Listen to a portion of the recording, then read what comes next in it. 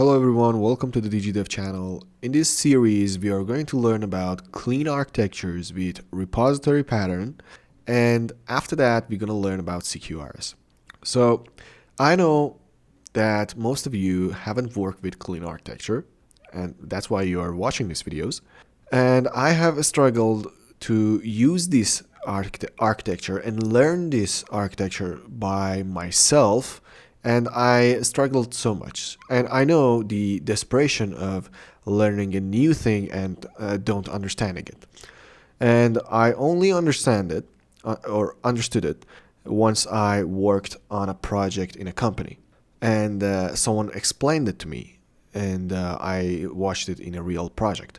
So in this series, I'm going to explain to you how to create a clean architecture project and show you the basics and explain to you why things are like that. So keep that in mind, that anything that has been created in the programming field was created for a problem. So without having the problem, you do not need the solution. Clean architecture is a solution for a problem. So what problem did we have that we are in need of using a clean architecture? The easiest explanation that I can give you is that imagine you are working in a company, and in that company there are 10 programmers. Each of them are self-taught, and each of them have learned on their own ways and created some projects on their own ways. So do you think that you can read the codes that they are writing?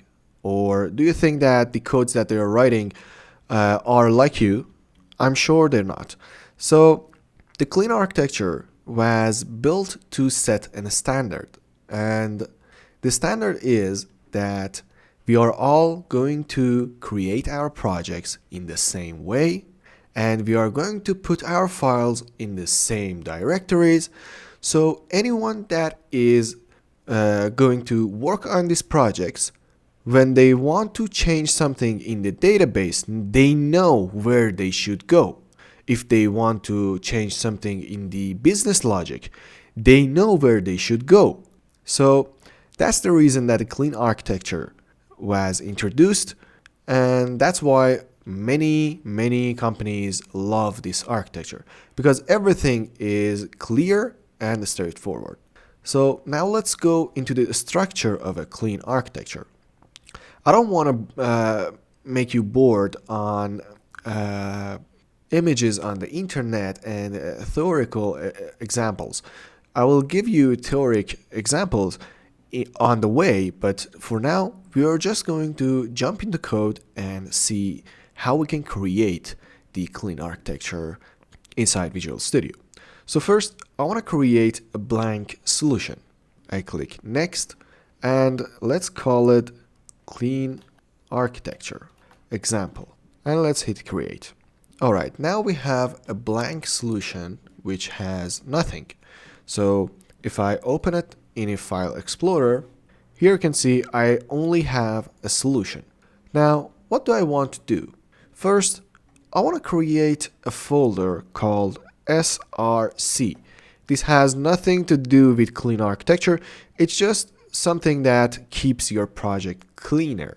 If you have ever opened up GitHub repos, most of the projects that you see are like this. They have a structure which have a source folder, which have the main code of the application, and then they can have another folder called tests, and they can have their unit test, integration test inside this folder. And for now, we just need the source folder. So now let's go inside the source folder. And as you can see here, we do not see the source folder inside the solution. And I've told you, this is only to keep our files inside our projects more structured. Then inside this folder, I'm going to create 3 other folders. One of them is going to be core, another one is going to be infrastructure, and another one for presentation. Now, I'm going to explain to you what does this mean.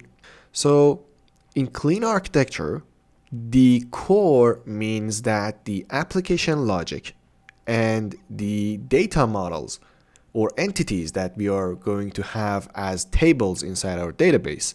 So, as the name suggests, it is the core of our application.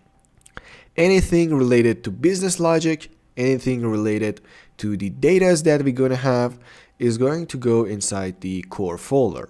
And let me tell you before we go forward, clean architecture is not a code, is not a syntax. It is just a way for us to structure the way that we code.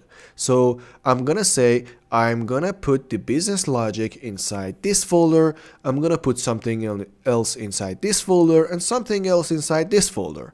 So the way that we are going to code is not going to be any different from an MVC project or MVC architecture. So I want you to understand that we are not gonna learn any new code that you didn't understand or didn't know before. This is all the codes that you have written in a simple blog with all the codes inside a controller. So the codes are not different, but the structure and the placement of the parts of the code are different and are structured.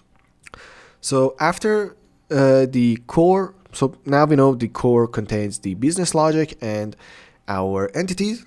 Then the infrastructure is responsible for anything outside our application. So by outside our application, I mean, for example, SQL Server, MongoDB, or maybe you have an email system that's working on somewhere else, and other things, for example, SMS providers, or web services that you're going to work with. All of them are going to go inside infrastructure. Then we have the presentation, which is responsible for presenting the data. Like what? Like it can be MVC, it can be Web API, it can be GraphQL. So you can have multiple presentation projects inside the presentation folder. Now, that's one of the other benefits of clean architecture. So what does it benefit?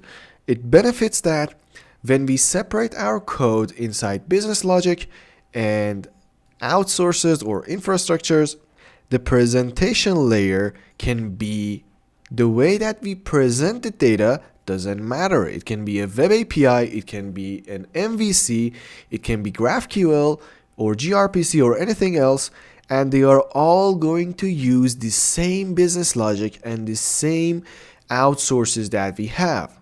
So we can write our business logic, our entities, and the way that we connect to the databases, and all of them once, and we can present them in different ways.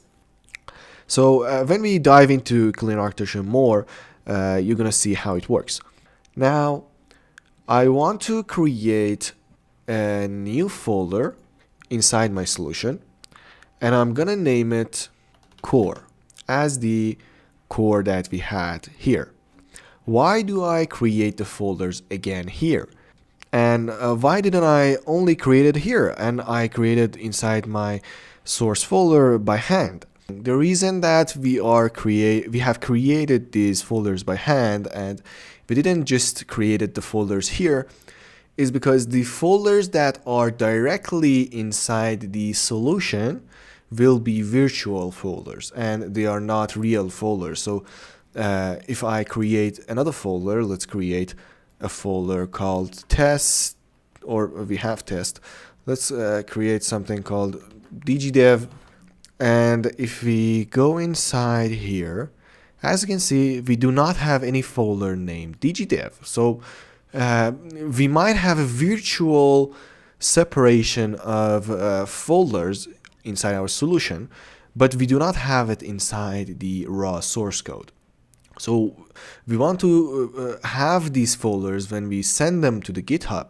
The other person that are watching this or open this can see the folders as well. So now let's remove this folder. Let's create the other folders as well. And since I'm lazy, I'm just gonna copy paste the names here. Let me copy this as well. And inside here, let's add folder and inside my clipboard. And if you didn't know about clipboard, it's Win key and V. When you press it, you have a clipboard of the history of your copies. I didn't know this, and it saved me a lot of time after I figured this out. So let's create another folder, and I'm going to set the presentation for it. Alright, now we have the folders. These are virtual folders, and these are the actual folders. How can we connect these two? And the connection is not something that we do by hand, and it will be automatic. So we're gonna learn about it in the next lecture, and we're gonna go more deep into theoretical examples of the clean architecture and the layers that goes inside these folders. And yeah, that's it for this video. Thank you for watching. Make sure to like this video, so give me the energy and give me the good vibe that I keep creating videos like this. Thank you for watching. Have a good day.